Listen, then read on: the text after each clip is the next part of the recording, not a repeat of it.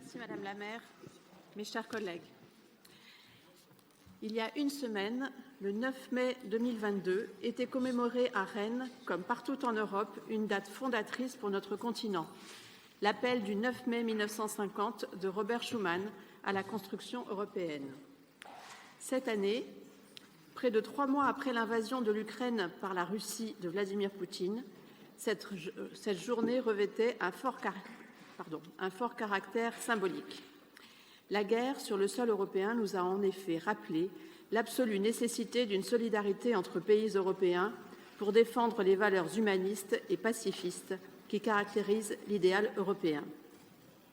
Cet idéal européen, nous le faisons vivre depuis de nombreuses années à Rennes, en soutenant la Maison de l'Europe, les associations rennaises qui proposent toute l'année des événements pour mieux connaître l'histoire européenne, ses enjeux et ses impacts concrets dans notre quotidien, mais aussi à travers des initiatives que nous menons au sein de notre Labo Europe. C'est dans cet esprit que nous avons souhaité faire du mois de mai le mois de l'Europe, afin que chaque Rennaise, chaque Rennais puisse cultiver sa citoyenneté européenne autour notamment de concerts, de projections de films, d'expositions, de débats. Mais parce que l'Europe paraît parfois lointaine, abstraite pour nos concitoyens, nous avons décidé au sein du Labo Europe d'engager la construction d'une initiative citoyenne européenne, une ICE rennaise, afin que des citoyens puissent faire entendre leur voix, défendre une cause qui leur tient à cœur en sollicitant directement les institutions et de contribuer ainsi concrètement à l'évolution de la législation européenne. Au total, après tout un cycle de débats et de formation citoyenne, 12 propositions d'ICE sur des sujets aussi divers que l'interdiction de l'externalisation des déchets, la lutte contre l'éclairage nocturne ou le droit au numérique, ont été retenues puis soumises au vote des habitants de Rennes Métropole.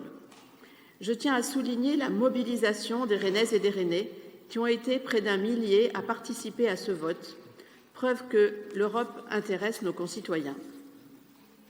C'est une position construite par les collégiens de Rosa Parks, en lien avec la Maison internationale de Rennes et appelant à garantir un accueil digne des migrants en Europe qui a été retenu.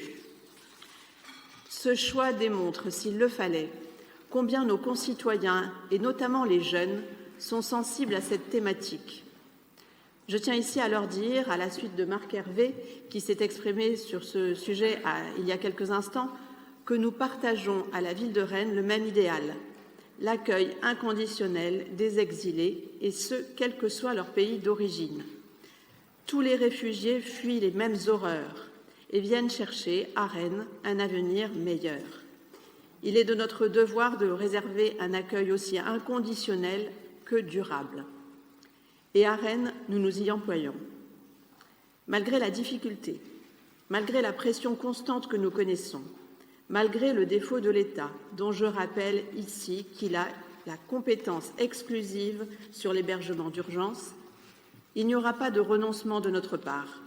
Nous continuerons d'accueillir ceux qui fuient la guerre et la misère et nous poursuivrons ainsi l'élan humaniste qui caractérise notre ville. Cette tradition d'accueil et de solidarité, nous la mettons d'ailleurs en pratique depuis 2 mois en soutien à la population ukrainienne, qu'elle résiste en Ukraine ou qu'elle soit venue ici chercher refuge. Il y a 2 mois, lors de notre précédent conseil municipal, nous votions une subvention au Fonds d'action extérieure des collectivités territoriales du ministère de l'Europe et des Affaires étrangères pour contribuer à l'aide humanitaire d'urgence.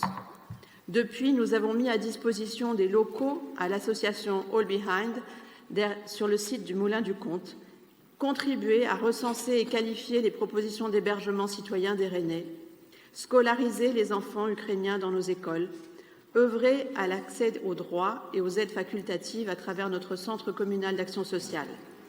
Nous sommes également en étroit contact avec nos villes jumelées de Poznań en Pologne, de Brno en République tchèque, pour lesquelles la question de l'accueil des déplacés se pose avec une acuité toute particulière.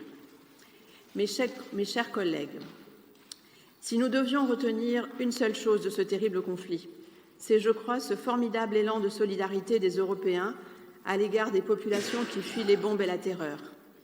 Saisissons-nous tous de ce moment, citoyens, associations, collectivités, pour réaffirmer notre profond attachement à l'Union européenne, à son histoire, à ses valeurs, aux droits, aux libertés et à la paix qu'elle garantit à ses membres depuis plus de 70 ans, mais aussi pour construire une Europe plus solidaire, plus démocratique et plus protectrice des citoyens européens.